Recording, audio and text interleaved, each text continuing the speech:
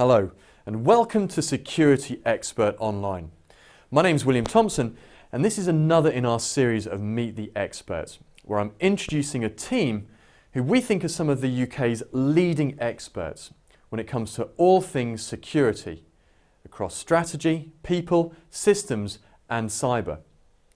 Today we're going to look at exactly who will be heading up our cyber and technology expertise. With me today is Nick Lambe. Welcome, Nick. Thank you. So Nick, for those who don't know you, how did your career lead you into the field of security? Well, originally I was in the military, and after a short period flying, ended up in the intelligence community. And after serving with the Army as well as the Royal Air Force for a bit, I was injured and then went on and did some contracting work through British Aerospace in the Middle East, and did that for a number of years, again in the same field, and then came back to work for one of the major defence companies in the UK, setting up a research and technology group, which wasn't my centre of expertise, but it was more the programme management side of it. And on that journey, I really picked up a lot about the technology that related to defence and security. From that, I was able to become part of a launch of an SME that worked in the sector, and again developed much more in the close technology security world.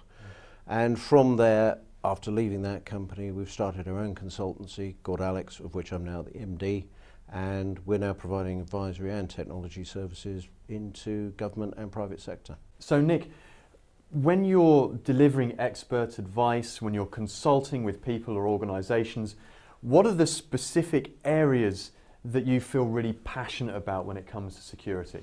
Well, one of the main things is there is so much mythology talked about what can and can't be done. Effectively, getting the client to understand the art of the possible and deliver what can be achieved that frequently they don't understand, and also show that there are certain things that just because it appears in a James Bond film doesn't make it real. From that, you can then build the right solution to the customer. And frequently, by building the right solution, you can actually save money on what they were thinking they were going to spend. So being able to deliver a business value as well as an operational effect value is really important. So Nick, what other organisations and people do you hope to connect to security experts online? Well, clearly, such a broad subject matter as the area that I'm now going to be leading on, I'm far from an expert in all the details and the nuances, but as they say, I know a man that is. So in the cyber area, there are companies and specialists that have worked with and for government. There are companies that are delivering now operationally, both in the UK and internationally, that we'll be bringing in to give advice, both on operational matters as things occur in the real world, and to be giving a piece of the sight of what is going on in the future and what could be affecting the customer base here for that sector. In other areas, going to another specialist area, there's some very well thought of, highly experienced professor level technologists who we know, who'll be bringing in, who'll be speaking about future technologies, but also what can be done with what we've already got. So Nick, in 2017, in your opinion, as we look into your area of expertise, what are the main vulnerabilities that you feel need to be addressed? Well, it's not just what needs to be addressed, but it's also a matter of what's going to have a bigger effect to the customer base. So as our viewers are going to be looking at our subject matter themselves, and what I mean by that is that in terms of themselves, whereas various attacks and threats in the cyber community have been aimed at corporate institutions, spear phishing, actual social engineering, moving into direct theft, ransomware, all these things that we've picked up on the periphery of the mainstream media. Is there a risk that this could be becoming something that could actually be hitting the individual in their home and domestic environment, and is this something they should be caring about? So that's something we'll be exploring and looking into what the individual can do, as well as how that relates to the corporate environment. A second area is disinformation.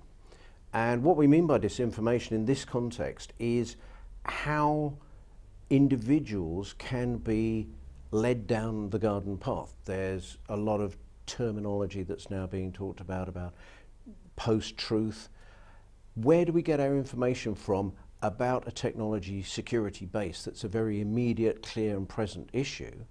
Are we getting the facts, or are we being manipulated by the bad guys? That's something we'll be looking at as well. How do you validate your information and even your technology online? And the final area, just looking at something that's much more to do with hard technology, the Internet of Things. IoT, the Internet of Things, is something that is used in common parlance, and it's getting into many homes. You are already starting to see scaremongering about, I paraphrase, but the heating in your home can be made to explode and overload.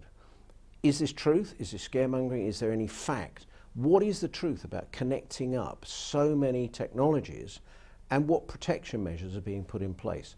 So that's a new area that up until pretty much this year we haven't had to worry about. Now we'll be looking at that. Thanks, Nick. That's excellent. And we'll be looking forward to working with you more over the next coming months as we look specifically to how to meet head on those type of threats that you've been talking to us about.